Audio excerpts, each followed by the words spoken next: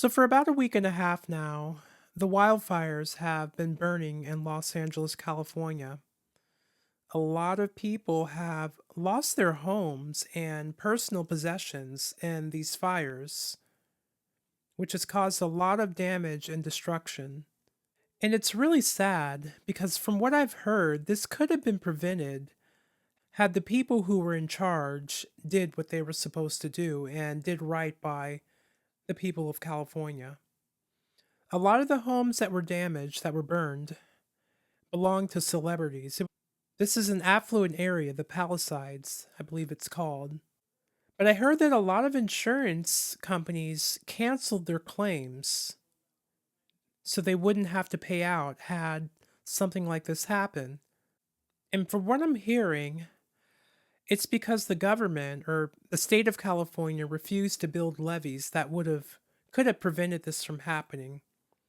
There are a lot of conspiracy theories that are going around about this. I'm not sure what to believe, but I know that a lot of people have been affected by this in a negative way. And it sounds like a lot of the celebrities, even though they're well known and they're wealthy, it seems like a lot of their wealth was tied into their homes. And now that their homes are gone, maybe they're not able to rebuild. Maybe some of them are. I don't know which ones are and which ones are not. But the people who were looting these homes, even if they're homes of wealthy individuals, is wrong. I cannot condone that at all. It just seems like our society, especially in this country, has come down to the haves and have nots. No longer are the people who don't have as much are able to afford the bare necessities that they need, the essentials. Whether you're rich or whether you're poor, this is not something that you should laugh about or turn a blind eye to, I don't think. Even though a lot of these people were wealthy, it's still sad.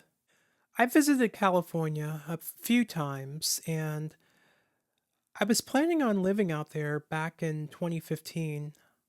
I spent about a month or so deciding whether or not I was going to stay, but after spending a month there, I decided no, this is not for me. I was in the Bay Area actually. It sounds like things have actually gotten worse there just in the last decade, so based on what I'm hearing, it sounds like I made the right decision by choosing to leave. California, it's deep blue. It's run by Democrats. Because of what you see in California, you have poverty. A lot of people aren't able to afford the cost of living out there because it's ginormous. And there's a lot of homelessness that's there too. And a lot of that is due to failed policies. You have a lot of illegal immigration going on there too. And the government there wants to provide illegals with free healthcare, free room and board, home loans, interest free home loans, all types of resources, while the people who pay taxes there, who are there legally, are getting nothing. It sounds like things have really gone downhill in the state of California. It's a beautiful state, great weather, and I'm sure there are a lot of great people there, but it seems like a lot of the policies that people there generally vote for, mainly in the larger cities, because there are areas of California. California is vast, it's quite large, so you have a lot of areas that tend to lean more conservative, but the majority of the populace that lives within these metropolitan areas, these cities, tend to vote Democrat. And a lot of their policies have failed in that state. That's why, one of the reasons why the state of California is in the state that it's in right now. You have people like Karen Bass, Gavin Newsom, who I think is still considering running in 2028. I don't see where their policies have benefited the state of California. If anything, it seems like their policies have made it more difficult for people to live there and to be able to afford to live there. Recently, President Biden gave his farewell address to the nation, and even though I'm not really excited about Donald Trump, but the reason I voted for him was because I wanted to at least have the chance at things changing. And things were better for me, at least, and for a lot of other people under him. I did not want to have more of the same of what we've had for the last 4 years. What's really sad about Joe Biden's legacy, and even Kamala Harris too, is that they had the chance to prove that they were actually better than Trump, that they were actually going to do right by we Americans, but they chose not to. To pretend like his legacy is this great positive legacy that is inspiring to Americans is ridiculous to me. I did not waste my time watching Joe Biden's address. So we have Donald Trump's second inauguration coming up on Monday. I believe it's Monday on the 20th. Will things be any better? Will they be different? Honestly, I don't know. I hope that they will be, but I can't guarantee that they will be. All I know is that I knew that I had to vote for something different because I wanted to see something different. I was ready for a change. Life for a lot of people has been very difficult. One of them that I heard that it was actually arson that caused these fires, and because a lot of these homes are owned by celebrities, that the fires were set to destroy evidence that would have exposed a lot of people. And I know that there's a lot of wickedness that goes on in Hollywood. So I don't know. Maybe that's true. Maybe it's not. There's a lot of human trafficking too. But it seems like the government is actually willing to provide aid to the victims.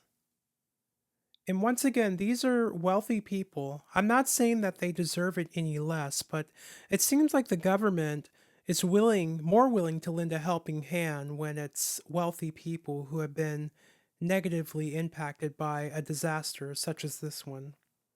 Once again, the haves and have nots. These big insurance companies, they're allowed to just drop people's claims or raise their insurance claims by a lot, even though they've did the right thing by paying their monthly premiums, by keeping a safe home, having a clean driving record, but still they're penalized for it. And when the time comes when they need the insurance to do what they're supposed to do, these insurance companies do not show up for them. Instead, they treat them as if they're criminals, as if they did something wrong. They're penalized for it. And they're allowed to get away with it as far as I can see, which is really sad. You know, whoever said that greed is good is wrong. Greed is not good. Extreme capitalism is not good.